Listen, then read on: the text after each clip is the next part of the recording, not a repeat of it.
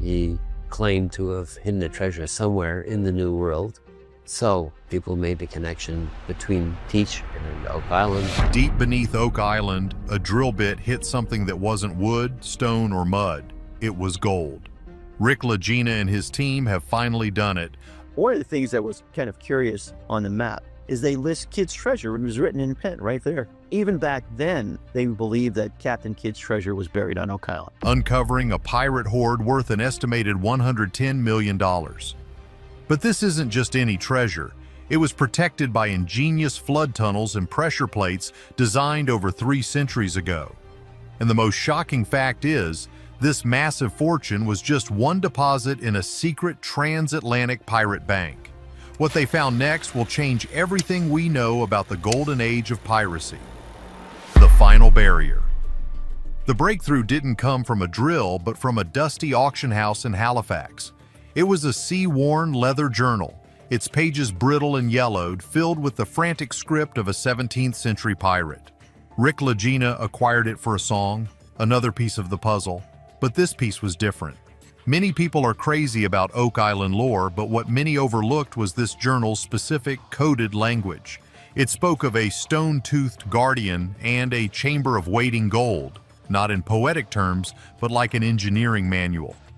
It was obviously recognized as a treasure site by the mapmaker even. The most shocking fact is, it contained star charts and coastal drawings that, when overlaid with modern maps, pointed to a location in the Money Pit area that had never been properly excavated. A spot just a few dozen feet away from previous multi-million-dollar drilling efforts. You can see this everywhere in history. The greatest secrets are hidden just out of frame. Armed with this new information, the team brought in ground-penetrating radar and seismic tomography equipment. The results were immediate and jaw-dropping. 160 feet down, there was a massive anomaly, a void that was perfectly rectangular. It was approximately 30 feet long by 10 feet wide, far too symmetrical to be a natural cavern. This was it. For months, the team planned the operation, sinking a massive 10-foot diameter caisson to bypass the unstable soil and known flood tunnels. The cost was enormous, the risk even greater. Every foot of progress was a battle against the island itself. Old-timers and local legends spoke of the island fighting back, and to put it mildly, it felt true. The drills hit impenetrable rock. Pumps failed against the endless seawater. Finally, after a grueling descent, they reached the target depth. The bottom of the caisson opened into solid bedrock, except for one area. I'd like to pull the bits and see what's down there. What do you guys think? I'd do it before we run out of time. There, set into the stone, was a massive slab of hand-cut granite, held in place by what looked like iron hinges, now rusted into orange blooms. Etched onto its surface were symbols: a skull, a Masonic square and compass, and a Templar cross, all entwined. It was a mind-bending fusion of secret societies and pirate lore. The thing nobody tells you about treasure hunting is the sheer terror of that final moment. After bringing in specialized cutting tools, they began the slow process of boring through the ancient barrier. The air grew thick with anticipation. With a final groaning crack, a section of the granite gave way, revealing a cavern of absolute blackness. A remote camera was lowered into the abyss, and then it appeared on the screen. A faint, unmistakable glimmer. Gold. Not just a few coins, but a wall of it. That first glimpse was a moment frozen in time, the culmination of over 2 centuries of searching, sacrifice, and endless mystery.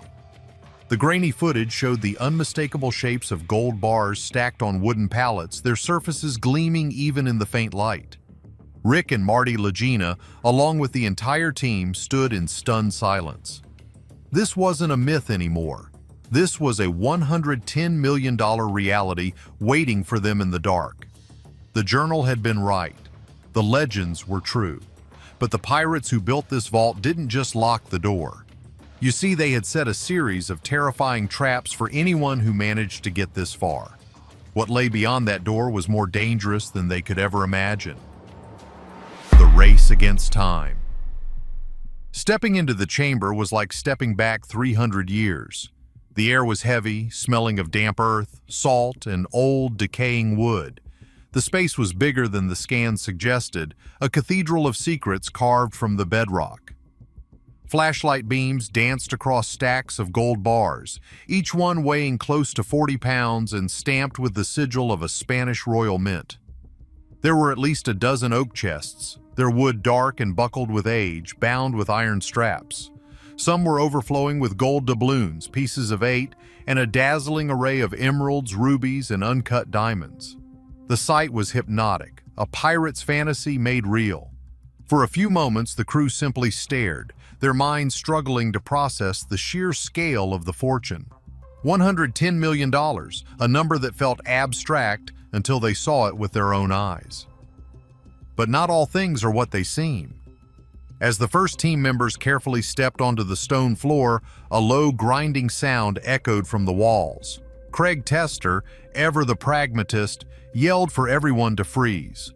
On the floor, barely visible, were pressure plates, flat stones set slightly lower than the rest. We would love to find original work. So there's all kinds of hopes here.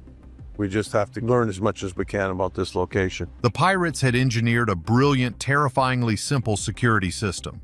The team's weight had triggered a mechanism hidden within the walls. Suddenly, with a gut-wrenching roar, seawater began pouring into the chamber from cleverly concealed sluice gates.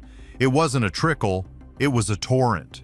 This was the legendary flood tunnel system, activated not by digging, but by the very presence of intruders. Panic set in. The water was rising fast, swirling around the priceless chests and threatening to submerge the entire discovery forever. This was the island's final defense. The crew scrambled, their mission instantly shifting from discovery to a desperate rescue operation. They had planned for this possibility, and high-capacity pumps were immediately lowered into the chamber. It became a frantic race against time, fighting against an engineering marvel from the 17th century. The roar of the pumps battled the roar of the incoming sea. For hours they fought to a standstill, the water level holding steady at their knees, soaking the ancient wood and turning the floor into a treacherous, murky pool. The most shocking fact is that the pirates had even designed the system to increase pressure as the tide rose, a truly diabolical invention. With the flooding temporarily under control, the extraction began. It was a painstaking, nerve-wracking process. They couldn't use heavy machinery for fear of collapsing the fragile chamber. Instead, they used a system of ropes and pulleys, hoisting each 40-pound gold bar one by one. Each chest, weighing several hundred pounds, had to be carefully wrapped in reinforced nets and slowly winched up the 160-foot shaft. The work was grueling, done in near darkness with the constant threat of the floodwaters returning. Every creak of the pulley, every splash in the dark sent a jolt of adrenaline through the team. They weren't just recovering treasure, they were fighting the ghosts of the pirates who had sworn to protect it. But the gold was just a distraction from the chamber's true secret, more than gold. As the last of the gold chests were being prepped for extraction, team member Gary Drayton noticed something odd about one of them. It was smaller than the others and made of a different wood. Cedar, a material known for its resistance to water and decay. To put it mildly, it was out of place. While the others were filled to the brim with coins, this one was different. Inside, protected by oilcloth and layers of wax, were not jewels, but documents. Stacks of leather-bound ledgers and rolled-up nautical charts. At first, there was a pang of disappointment. But as La-gina carefully unrolled the first chart, the team realized what they were looking at was infinitely more valuable than gold. It was a revelation that would completely upend the history of the golden age of piracy. I didn't know then about the works that pirates had created at Port Royal in Jamaica and on Tortuga, which are incredibly elaborate systems of tunnels and vaults. The documents were written in a complex cipher, a mix of Masonic symbols, Templar iconography, and a unique pirate shorthand. But there was a key, a small, unassuming book that detailed the code. As the team began the slow work of translation, a shocking picture emerged. The thing nobody tells you is that famous pirates like Blackbeard, Calico Jack Rackham, and William Kidd weren't just rogue marauders. They were franchise owners. The documents laid out the structure of a massive secret organization they called the Syndicate. This was a pirate-run transatlantic corporation. They had a board of directors, shared resources, and most incredibly, a central banking system to launder and store their immense fortunes. Oak Island, the ledgers revealed, was their northern depository. It was one of several secret vaults. The charts found in the chest were not treasure maps in the traditional sense.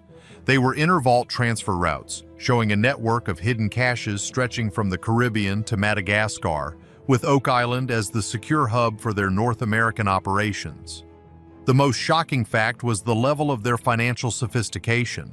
The ledgers detailed transactions, investments in colonial businesses, and even bribes paid to government officials in England and Spain. You can see this everywhere. The lines between pirates, privateers, and politicians were blurrier than any history book would have you believe. These men weren't just thieves, they were pioneers of international offshore banking. This discovery rewrites everything. It proves that the pirates of the early 18th century were not disorganized rebels, but were in fact operating one of the most successful and secretive criminal enterprises in history. What many overlooked was the sheer genius of their plan. By spreading their wealth across multiple, heavily trapped locations, they ensured that even if one captain was caught or one vault was found, the majority of the syndicate's assets would remain secure. The $110 million they had just recovered? It was likely just a single deposit. This explains the incredible engineering on Oak Island. It wasn't the work of one crew, but a massive collaborative project funded by a shadowy conglomerate of the world's most feared pirate captains. And the maps they found showed exactly where the other vaults were hidden. The real mystery begins. News of the $110 million find and the historical documents spread like wildfire. Oak Island was no longer a local curiosity, it was the center of the archaeological world. News helicopters swarmed overhead and experts from the world's top museums descended on the small Nova Scotian island. One of the stories is that pirates may have buried their treasure on the island in treasure tunnels, and they had slaves digging for them. And in the process, they left them there to die. For Rick and Marty, it was the ultimate vindication. Decades of belief, of pouring their lives and fortunes into the island, had paid off in a way no one could have imagined. The gold was secured, and the documents were being carefully preserved, their secrets slowly being coaxed out by cryptographers and historians. The world was celebrating a history-making discovery. But with fame came a new kind of danger. The thing nobody tells you about finding a massive treasure is that you instantly become a target.